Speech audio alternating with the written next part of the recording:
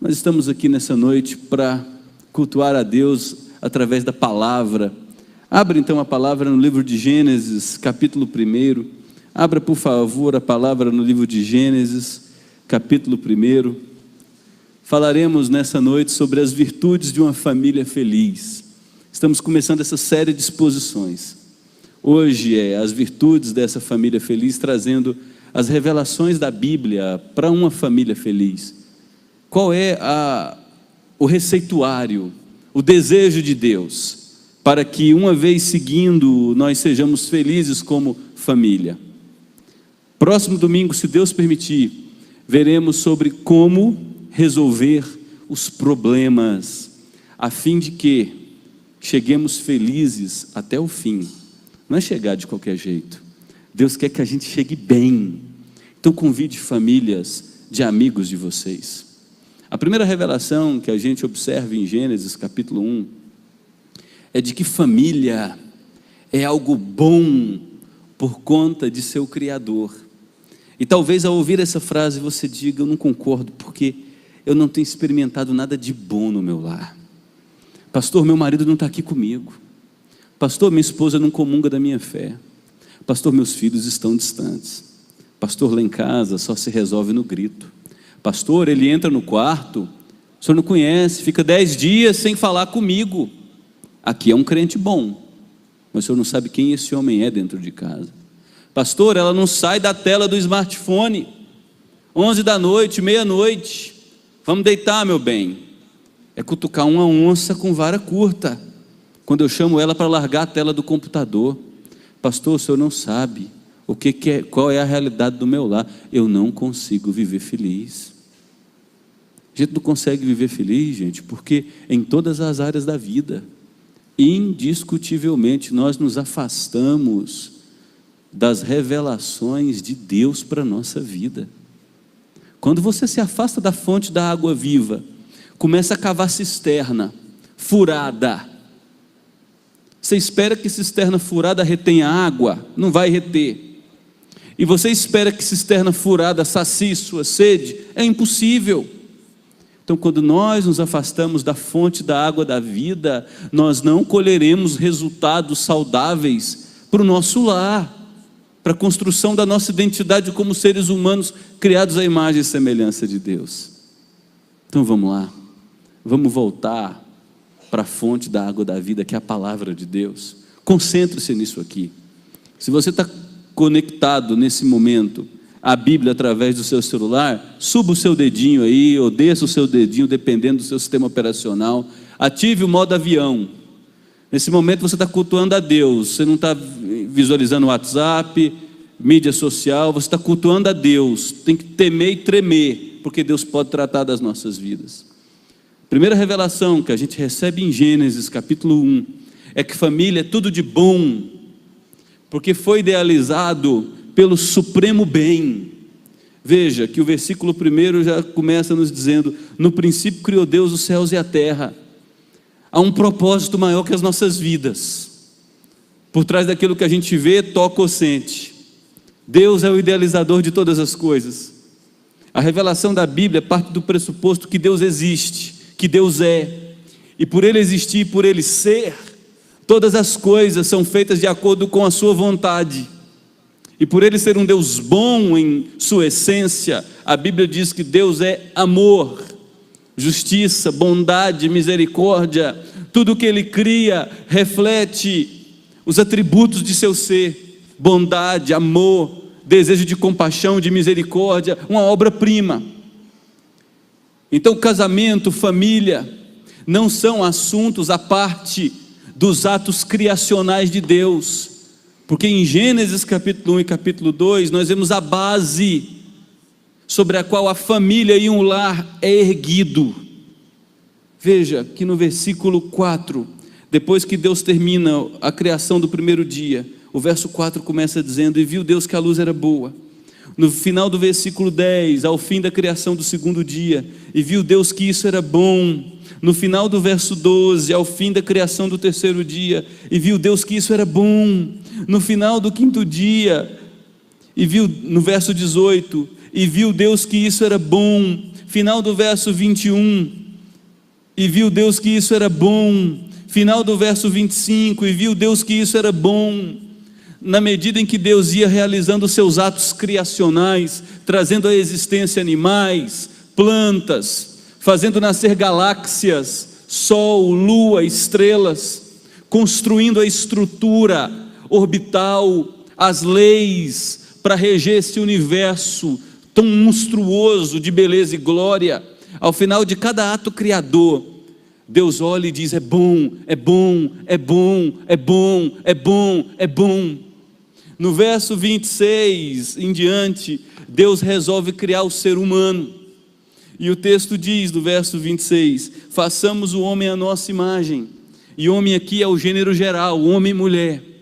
A nossa semelhança. O que significa o homem e mulher serem criados à imagem e semelhança de Deus? Significa que nós recebemos atributos de Deus em nós. Obviamente que esses atributos são ilimitados em Deus, em nós são limitados. Deus é amor. Por isso a gente consegue amar. Lá em casa, no apartamento onde eu moro, é proibido ter cachorrinho. Quando eu mudei para lá, e a gente gosta muito de animal, tivemos que doar os cachorrinhos. E a gente gosta demais de animal. O que a gente vai fazer? Eu quero que as minhas meninas cresçam tendo contato com bicho. Aí eu arrumei 2 calopsitas já amansadas. E fico o dia inteiro em casa com a gaiola aberta, fazendo cocô pelo apartamento inteiro. Minha esposa adora, né? Pergunta quem ela colocou para limpar o cocô? Aquele que arrumou as calopsitas. Aí as calopsitas começaram a namorar. Opa, vou lá providenciar um ninho. Arrumou o ninho, a coisa mais linda do mundo. A fêmea entrou, chocou os ovinhos, 3 ovinhos. Nasceu o primeiro pássaro. Morreu com 1 hora, mais ou menos, porque nasceu raquítico, má formação. Chocou o segundo ovinho. Por não ter nascido o terceiro ovinho, eles não alimentaram o segundo, deixaram morrer de fome. Olha só. Nasceu o terceiro, que foi o que vingou. Eu chamo carinhosamente esse terceiro de CC, Cruz Credo, ou TF, Trem Feio. As minhas meninas odeiam quando eu chamo o passarinho assim, né? Aí pelos 25 dias seguintes, depois que nasceu o passarinho, é a coisa mais linda do mundo. A mãe fica o dia inteiro dentro do ninho, dando comida e cuidando, aquecendo. O sol se põe, a mãe sai e o pai entra. Fica a noite inteira cuidando para a mãe descansar.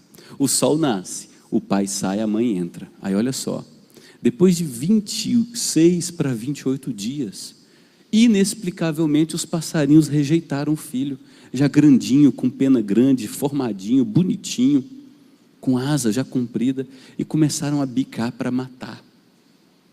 Nós precisamos separar esse passarinho dos pais. Eles têm instinto, eles não têm essa capacidade que eu e você temos de amar. Veja que o nosso amor pelos nossos filhos, na medida em que eles vão ficando mais velhos, faz aumentar. É um amor que dói. Imagem e semelhança de Deus. Veja só a criatividade humana, a inteligência humana. Nós estamos aqui no ambiente, está um calorão lá fora, aqui a gente está climatizado numa temperatura X. Iluminação, vocês estão me ouvindo através de um microfone sem fio, em caixas de som, essas aqui distantes, lá do fundo, cerca de talvez até 30 metros, inteligência humana. Você está no seu carro, controlado por um GPS, indo para uma direção, a pessoa no carro ao lado está controlado pelo GPS, indo em outra direção completamente diferente. Esse GPS é vinculado a um satélite, que tem uma margem de erro aí de talvez no máximo 5 a 10 metros. Inteligência humana. Isso é imagem e semelhança de Deus. O ser humano é a única entidade criada por Deus com esse atributo. Os animais têm instintos, mas a imagem e semelhança de Deus, a alma racional, só o ser humano recebeu. Quando Deus cria o ser humano, homem e mulher, Deus dá a ele 3 privilégios. O primeiro, no versículo 26, está aí, ó. Tenha o homem domínio sobre os peixes do mar, as aves dos céus, sobre os animais domésticos, sobre toda a terra e sobre todos os répteis que rastejam pela terra. O primeiro privilégio que homem e mulher recebem é o domínio da cultura. Construam história, desenvolvam a vida de vocês, cultivem esse cosmos, esse jardim bonito. Toda essa criação eu dou a vocês, e vocês, como entidades racionais que são, têm agora o privilégio de cultivar esse jardim.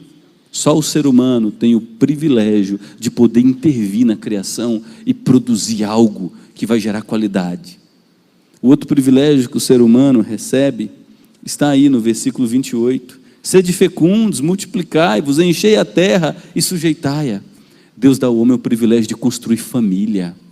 Olha, eu criei vocês seres afetivos, gente que precisa tocar, receber toque, abraçar, receber um abraço. Não é nada melhor do que você estar mal, aquele dia para baixo, cansado, abatido, as coisas não deram certo, situações difíceis, um amigo chega e te visita, janta contigo, ouve você, traz uns conselhos bons, ora com você, te abraça. E se você está bem casado então, e quando eu digo bem casado, significa que se você faz escolhas para cultivar um bom casamento, é algo extraordinário, porque nós temos poucos amigos em quem confiar. Agora, se você cultiva um bom casamento, no dia da angústia, tua esposa está do teu lado, no dia da dor, teu marido está com você. Que delícia isso. Deus deu só ao homem e à mulher esse privilégio, construir família duradoura. Deus deu o terceiro privilégio ao homem. Veja que antes de irmos para o capítulo 2, depois que Deus cria homem e mulher, o versículo 31 termina dizendo que, e eis que era muito bom. Toda a criação de Deus, viu Deus que era bom, viu Deus que era bom, viu Deus que era bom. 6 vezes, quando cria homem e mulher, os constrói em família, lhes dá propósitos, agora Deus traz a notícia. É muito bom isso que eu fiz. E aí Deus dá o terceiro privilégio ao ser humano, que está no início do capítulo 2. Assim foram acabados os céus e a terra e todo o seu exército. E havendo Deus terminado no dia 7º a sua obra que fizera, descansou nesse dia. E abençoou Deus o dia 7º e o santificou, porque nele descansou de toda a obra que como Criador fizera. Deus dá aqui ao homem o terceiro privilégio. O primeiro é desenvolve história, cultura. O segundo é construa família. O terceiro é aproveite a relação comigo, porque essa relação comigo será o fundamento sobre o qual um lar saudável será erguido. Deus não precisa de descanso. Essa expressão, e viu Deus todo o seu trabalho, e no dia 7º descansou, é uma expressão pedagógica.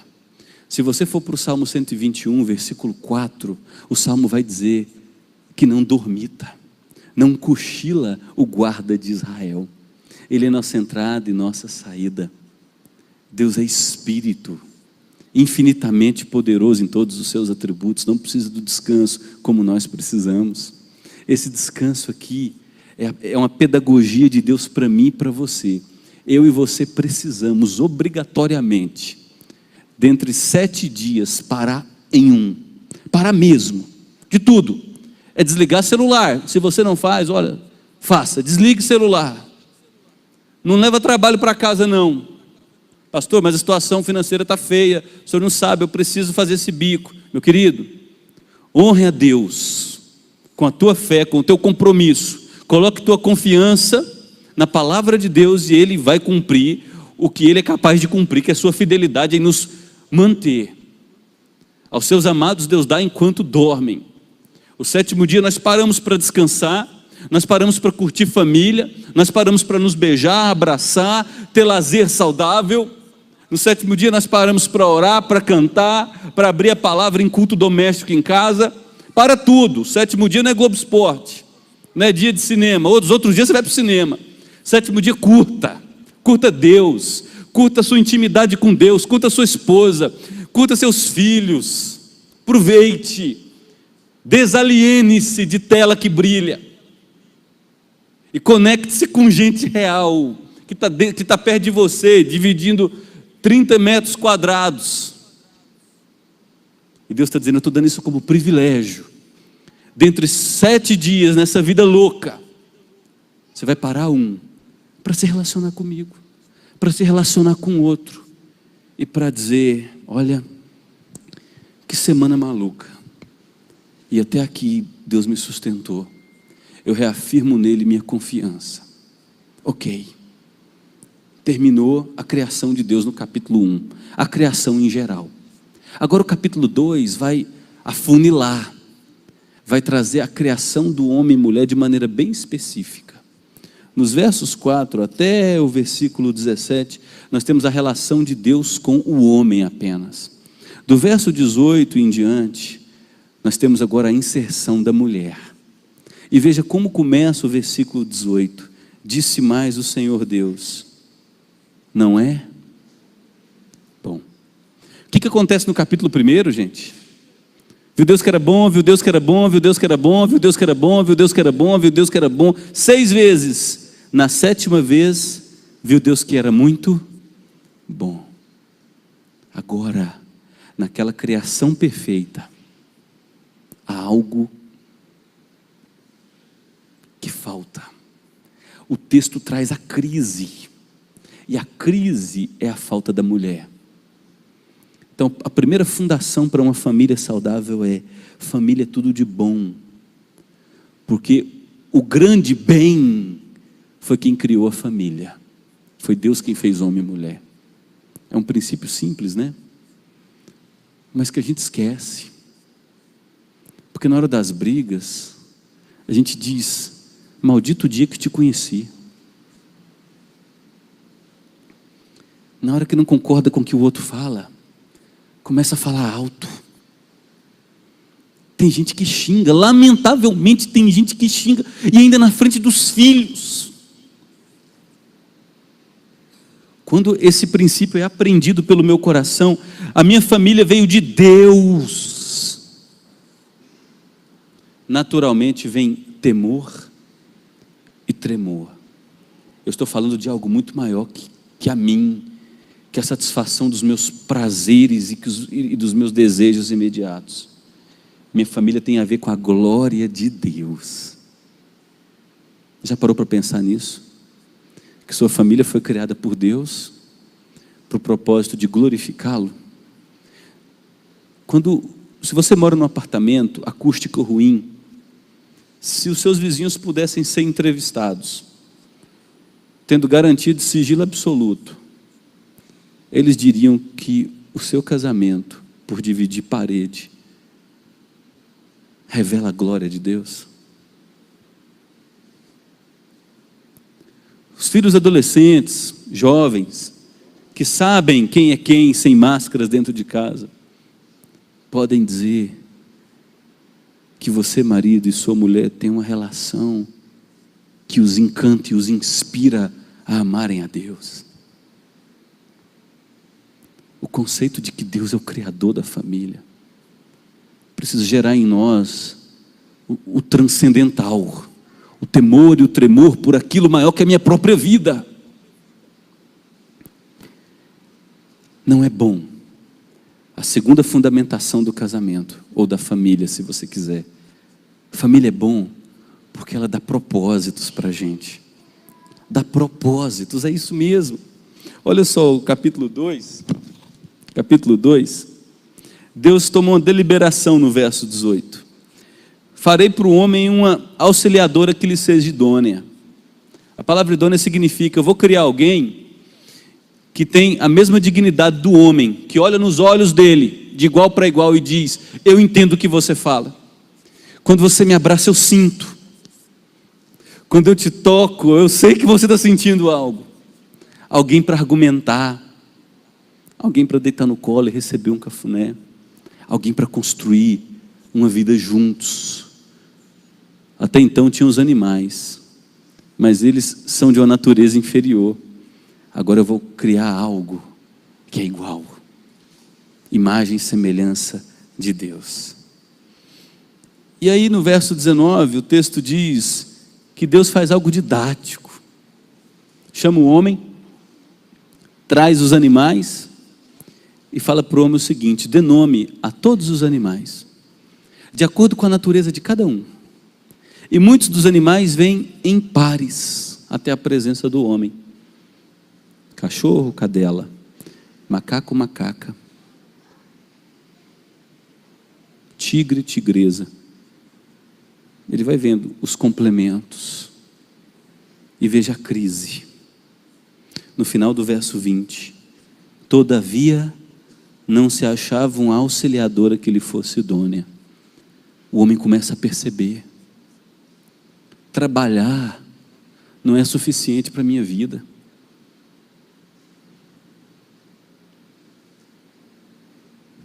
O que adianta eu ter dinheiro para viajar e não ter com quem gozar experiências dessa viagem? O que adianta eu ter minha vida confortável, estabilidade financeira, moro num bom lugar, ando num bom automóvel, mas não tenho a parceira para estar do meu lado, aquela em quem eu confio? O que adianta? Eclesiastes já fala sobre isso no capítulo 8. O autor diz: é tolo um homem que constrói para si impérios, mas não tem ninguém para dividir o suor do seu rosto. E aí o autor vai dizer: melhor é serem dois do que um, porque aproveita muito mais o suor do rosto deles. É melhor serem dois, diz Eclesiastes, porque se um cair, tem o outro para ajudar a levantar. Ai, porém, daquele que estiver só, porque a gente vai cair. Caindo, não tem quem o levante. E aí o autor de Eclesiastes arremata dizendo que o cordão de 3 dobras não se rebenta com facilidade. Se Deus for ainda o terceiro nó nessa corda aí, meu amigo, ninguém quebra essa família.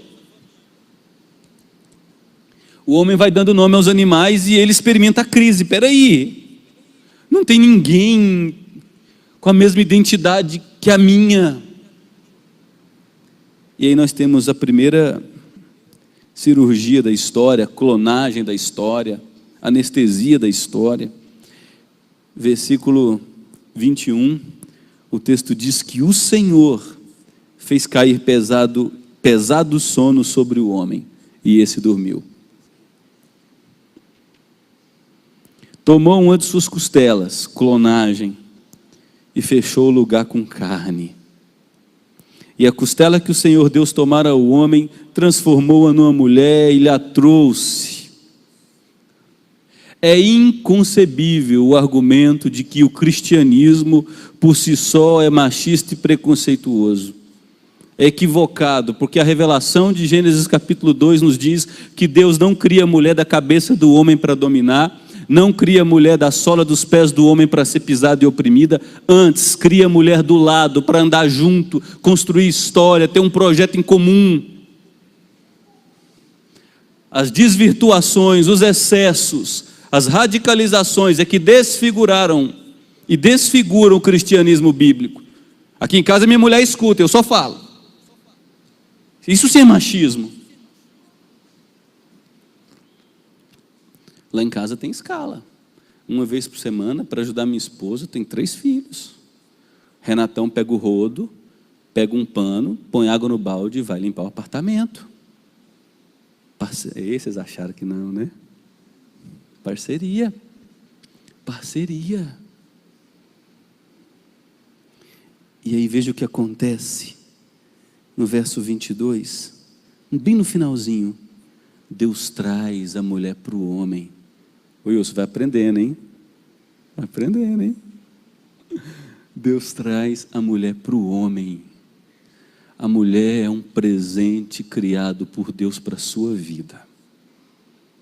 Você não tem o direito de oprimi-la, de gritar com ela, de ferir os sentimentos dela, de machucá-la.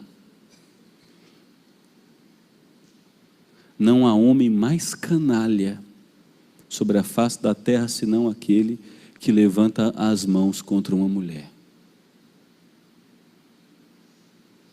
A mulher é um presente de Deus para o homem. E o homem recebe isso. O versículo 23 nos diz que quando Deus traz a mulher para o homem, olha só a resposta do homem: esta afinal é osso dos meus ossos, é carne da minha carne, chamar-se-á mulher, ou talvez na sua tradução diga varoa, porque do homem foi tomada. A nossa tradução ela é muito simples, porque o que o original está dizendo é que esse homem tinha uma efusão de alegria, ele transbordava de alegria, ele dava saltos de alegria, como se ele dissesse: uau, agora sim, está tudo completo, meu Deus, que mulher linda. Lembra que todo mundo estava peladão aqui, viu gente? Não tinha pecado ainda na história humana. Aquele gozo, aquela alegria conjunta, meu Deus, que coisa linda é essa, comunga da minha natureza, olha nos meus olhos, fala, eu entendo, eu escuto, eu falo, ela entende, ela compreende a minha comunicação, eu compreendo o que ela fala, quando ela me abraça eu arrepio, que coisa deliciosa, família. E a gente fica concentrando energia em briga, porque o outro é isso, é desorganizado, porque o outro é aquilo. Gente do céu, tem tanta coisa boa de Deus para a nossa vida. Propósito de Deus para a família é felicidade, é gozo.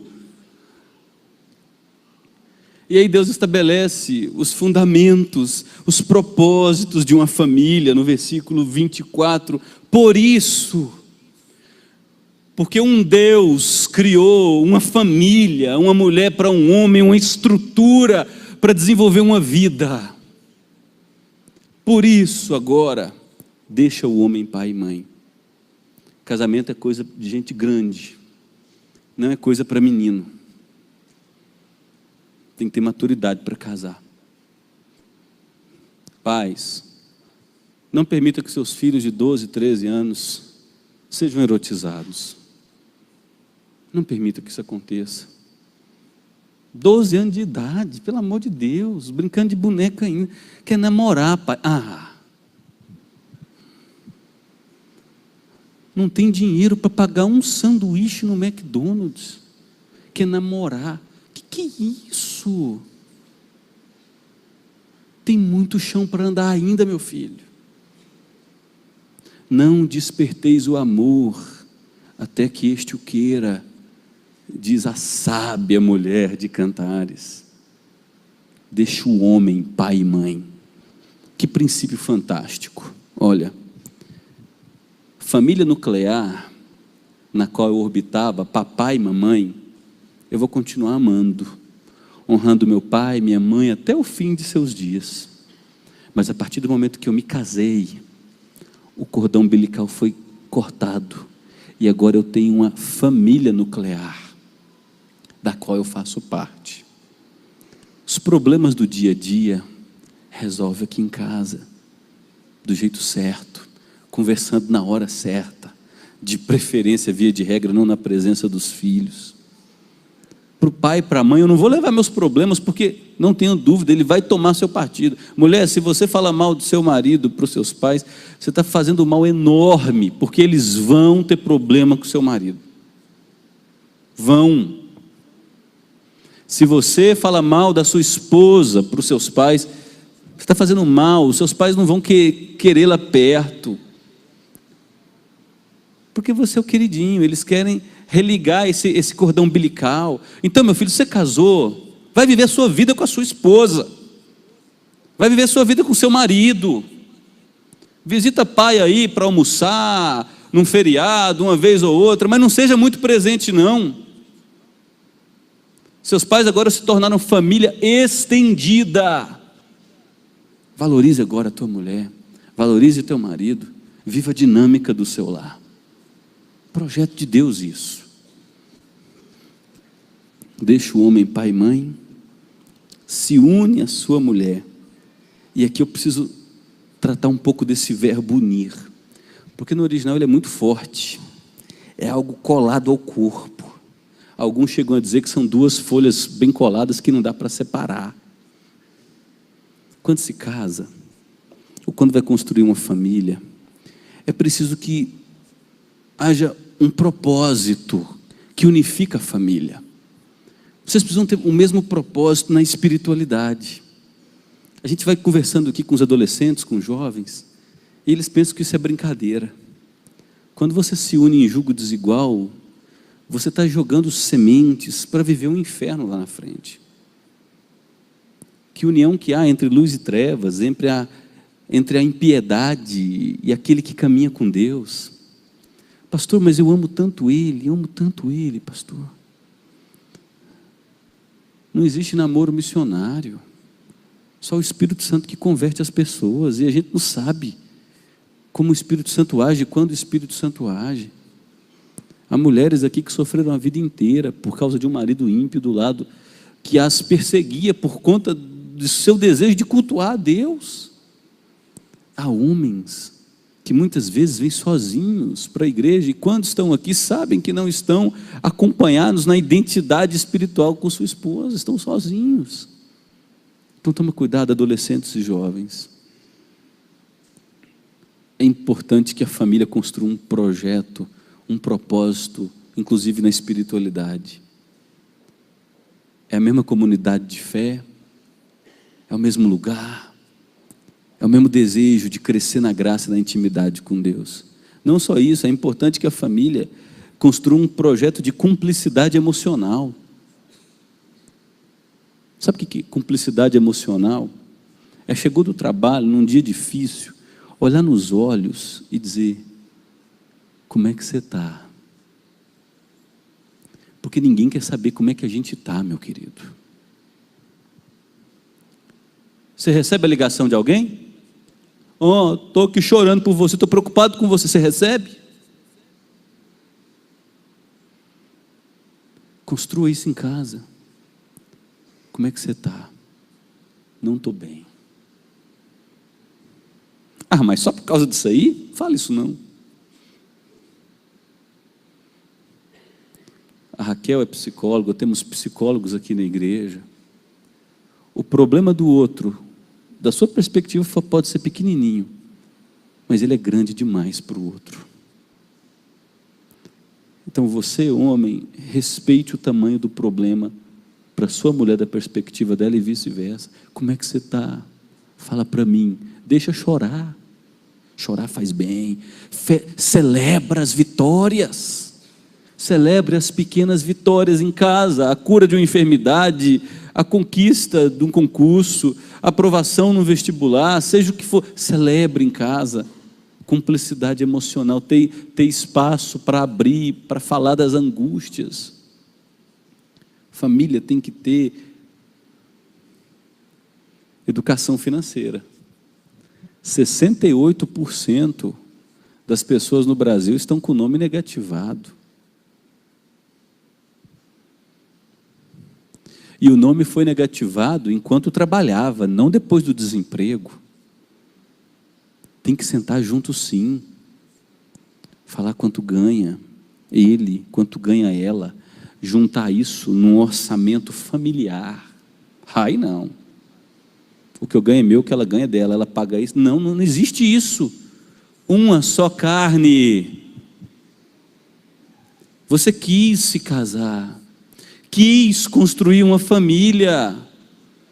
Agora, se você deseja mantê-la de maneira saudável, que ela cresça para se tornar uma família bela, leve a sério o que a palavra de Deus diz. É orçamento familiar. Vem cá. Você é melhor nos negócios do que eu? Então eu trabalho, você cuida das finanças. Tem gente que é muito bem organizada, extremamente disciplinada. E se é o marido ou se é a esposa, que ele cuide disso. Projetem, daqui 5 anos, 10 anos, qual é o nosso objetivo? Tem que projetar a velhice sim, gente.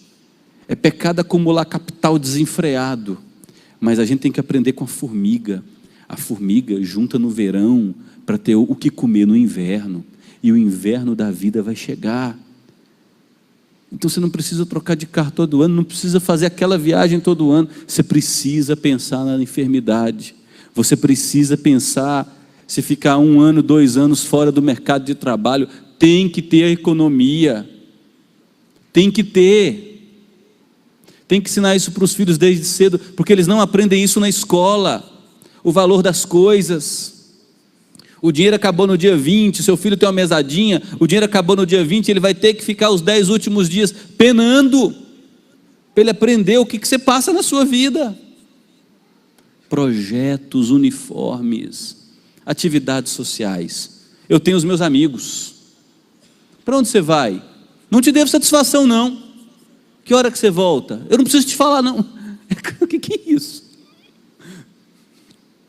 Meu querido, você casou. Você tem uma família. Você não é mais independente, é interdependente. Tem que dizer com quem vai, que horas volta. E tem um detalhe: se a mulher não deixar ir, não pode ir, porque é interdependente. Então, casou, por favor, tem família, tem amigos compatíveis. Tem amigos compatíveis com esse novo momento da sua vida. Amizades saudáveis. De preferência, pessoas casadas, que vão te ajudar a crescer na fé. Nivele sua vida por cima. Não olhe para a zona da mediocridade, onde a massa está. Não olhe para onde a massa está. Olhe para a gente melhor que você. E diga: é com gente assim que eu quero andar. É com gente assim que eu vou caminhar. E tem atividades sociais com essas pessoas. Abra sua casa para recebê-las. Vá até a casa delas. Planeje viagem juntos. Gente do bem, gente que faz bem. Criação de filhos. Tem que ter cumplicidade nesse propósito. Marido não pode ir para a esquerda, a mulher ir para a direita. Tem que falar a mesma língua. Não pode esconder os pequenos delitos. Não pode tirar a autoridade dele ou dela na frente das crianças. Às vezes se excedeu. Não gostei, foi enérgico demais. Espera a noite. Só você e ele, só você e ela. Olha, você não acha que passou dos limites, não? Converse na hora certa, do jeito certo. Todo homem seja pronto para ouvir, tardio para falar, tardio para se irar. Você não precisa dizer tudo o que você acha que tem que dizer na hora que tem que dizer. Até o tolo, quando fica em silêncio, é considerado sábio. Isso é um provérbio. E veja como termina o capítulo 2. Ora, um e outro, o homem e sua mulher, estavam nus e não se envergonhavam. Isso aqui revela, gente, a cumplicidade, a intimidade sexual, intimidade de propósitos, intimidade de projetos, tudo conectado a algo maior. Deus que os havia criado, que dava sentido, apontava a direção. Por que família é bom? Porque primeiro tem um Criador. Foi o amor que nos uniu. Foi o Criador que uniu. Foi o destino que nos colocou juntos, que fez com que os nossos caminhos se cruzassem. Não, foi a providência misteriosa de Deus. E disse Deus: façamos o homem à nossa imagem, conforme a nossa semelhança. Minha família é uma bênção, porque foi Deus quem deu. Lembro disso. Minha família é uma bênção, porque foi Deus quem deu. Somos perfeitos? Longe disso. Estou feliz onde estou? Eu espero que não. Espero que você não esteja satisfeito onde você está, porque Deus tem muito mais para você. Minha família tem um propósito. É um propósito de unidade, de cumplicidade, de construir história, de deixar um legado, de olhar para trás, ter história vivida. Não juntamos muito não, mas vivemos demais. Nos abraçamos, beijamos, mordemos, fizemos amigos, trabalhamos demais, foi duro. É duro, né, Giovana? Pagar a escola, trabalhar o dia inteiro. Ai, aí entra na adolescência, vai difícil ainda, foi duro. Ai, mas a gente se ama demais. a gente tem propósitos. Nosso propósito é entender que a nossa família, o nosso lar, fala muito mais que a nosso respeito. O nosso lar fala sobre a glória de Deus. O nosso lar é missionário. Pastor, de onde o senhor tirou isso aí? Eu vou falar domingo que vem sobre isso. Efésios capítulo 5, Paulo diz que o casamento, a relação da família, homem e mulher, é uma ilustração da relação da unidade entre Jesus e a igreja. Então Deus, Ele cria o casamento para que as famílias bem ajustadas exalem a glória de Deus através das relações, porque o que a gente mais convive por aí é só com família arrebentada, é só com lar desajustado, de gente que professa a fé, mas não vive a fé na dinâmica do dia a dia. E o que Deus tem para a sua vida nessa noite é compreender: Deus criou minha família, e essa família criada por Deus não fala a respeito de mim, fala a respeito da glória dEle. Então eu preciso ter temor, tremor, me arrepender do que tiver que arrepender, parar de acusar, parar de ofender. Aqui em casa não admite mais grito, aqui em casa não admite mais xingamento, aqui em casa não admite mais tom de rudeza, aqui em casa não admite mais gente preso na ostra, né? Isso é muito comum para o homem, entra na caverna, fica uma semana sem conversar, uma semana vive aquele ambiente ali, aquela guerra fria, todo mundo amargurado, truncado, parecendo um bicho do mato. Tem que arrepender, meu querido. Isso é pecado. Está fazendo mal para sua mulher, está fazendo mal para os seus filhos. Eu tenho meu tempo. Você tem que ter o tempo todo dia de dobrar esse joelho e falar: Deus, me ensina a ser um homem dentro de casa, que ama minha mulher como Cristo amou a igreja. Quando erra, tem que confessar pecado. Meus filhos, eu errei com vocês. Quero pedir perdão para vocês. Eu excedi com vocês. Papai é pecador. Perdoa o papai. Você acha que isso vai militar contra você? Vai falar tanto a respeito de você? Não existe lá perfeito, gente. Não existe lá perfeito.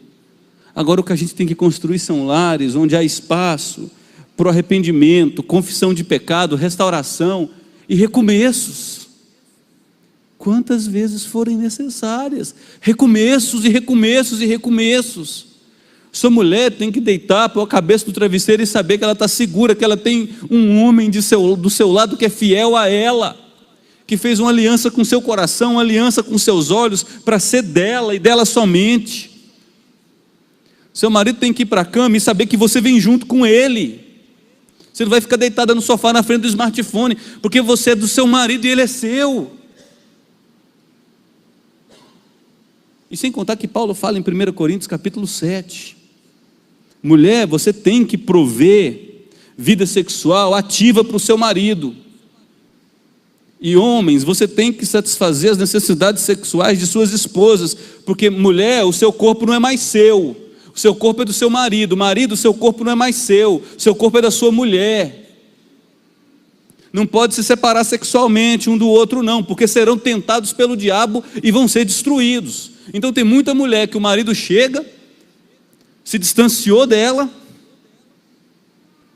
tem a colega no trabalho com quem convive 8, 10 horas dia, a amiga da família,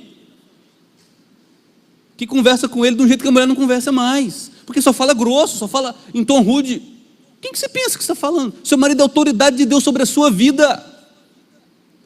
Deus pôs seu marido sobre a sua vida para você respeitá-lo. Isso é sério. Respeito. 1 Pedro capítulo 3 diz que Sara chamava Abraão inclusive de senhor. Era outra cultura, outra realidade, mas o princípio do respeito permanece. Gente, que maravilha. A palavra de Deus. Um conversar com o outro do jeito certo, na hora certa, viver projetos únicos, abrir a palavra, cantar, abraçar, errar, confessar que errou. Vem cá, está perdoado, está perdoada. Vamos começar de novo, porque essa é a nossa família, e dela nós não vamos desistir nunca. Porque o sucesso dessa família depende da gente. Nós é que vamos construí-la. Quem vai construir minha família não é o outro. Eu sou responsável pela construção da minha família. Eu sou responsável. Eu venho de uma realidade onde eu falei, como é que vai ser meu futuro? Com 18 para 19 anos eu tenho um filho. E aí? Me converti aos 20 anos de idade. E agora? Eu preciso de uma mulher de Deus para a minha vida. Como é que vai ser isso? Fui chamado para o ministério pastoral. Não sei como é que vai ser meu futuro, aonde eu estarei hoje, amanhã, depois. Aí Deus coloca a Raquel na minha vida. Na igreja presbiteriana aqui em Goiânia. Fazendo o seminário, eu frequentava aquela igreja. Aquela menina linda. Ajudando no berçário, tocando, cantando no Ministério de Música, participando ativamente dos jovens, engajada com teatro, essas coisas, e eu ali, uns 6 meses, só observando aquilo. Eu falei, gente, essa menina é show de bola. Mas eu não tenho dinheiro, não tenho garantias de futuro, e ainda tenho um filho.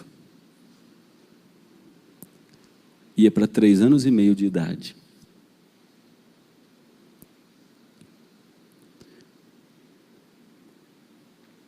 E eu não sabia. O meu sogro, ele cuidava na escala, presbítero da igreja, e na escala ele ficava na sonoplastia da igreja, que ficava na galeria. E um dia, só depois ele me contou, meu sogro é um homem de Deus.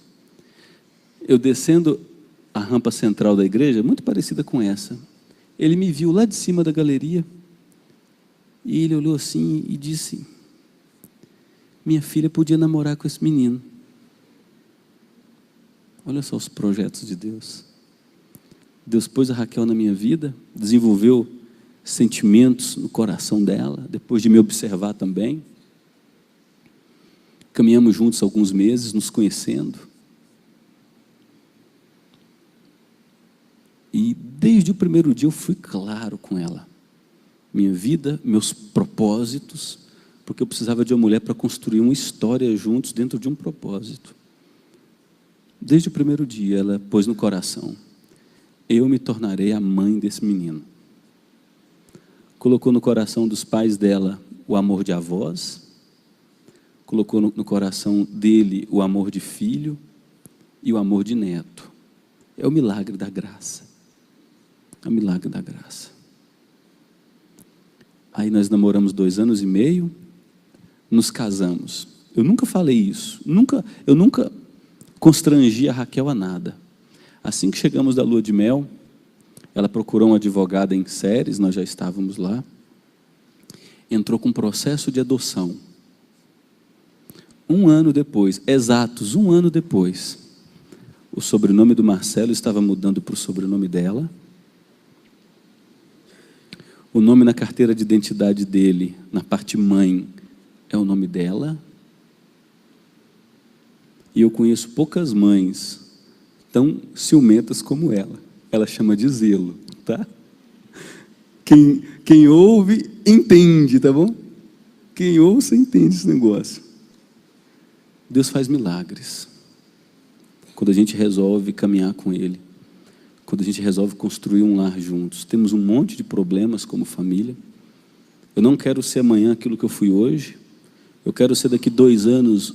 Eu quero ter daqui 2 anos uma família muito melhor do que o que eu tenho hoje. E eu sei qual é o caminho. O caminho é ouvir a Deus, ouvir sua palavra e sempre, sempre me arrepender. Sempre tomar uma postura de servo na minha casa, para que o meu casamento, a minha família, exalem a glória de Deus. Toma essa decisão para a sua vida. Toma a decisão de ser um homem dentro de casa, ser um pai dentro de casa, ser uma mulher dentro de casa, ser uma mulher respeitosa com um homem fiel com a esposa, um companheiro de jornada. Tome a decisão de dividir os seus projetos financeiros, falar das suas dívidas. Fale, meu bem, a situação está terrível aqui, não sei como enxergar a solução nisso aqui. Fale com ela. Fale com ela. Fale com ela, é uma só carne. E construam juntos. Pastor, eu quero tanto ter uma família boa. Jogue ferro, areia, cimento, concreto, sabe? Sobre a pedra angular que é Jesus e sua palavra. Se você permanecer na palavra e se santificar na palavra e desejar crescer na palavra, você fará escolhas certas, desenvolverá um lar saudável e vai construir uma vida através de uma família que vai cumprir o seu papel missionário nesse mundo. É fácil ser feliz, gente. É fácil ser feliz. A gente é que dificulta o negócio. É fácil e é bom ser feliz. É bom você saber que seu marido não vai gritar contigo. É bom você saber que seu marido vai estar lá para te ajudar quando você estiver doente. É bom você saber que você tem uma mulher que vai te respeitar, que vai se preocupar com suas necessidades, que não vai ser aquela mulher cheia de chiliques. Como é bom você saber que você está junto de alguém que procura amar e andar com Deus.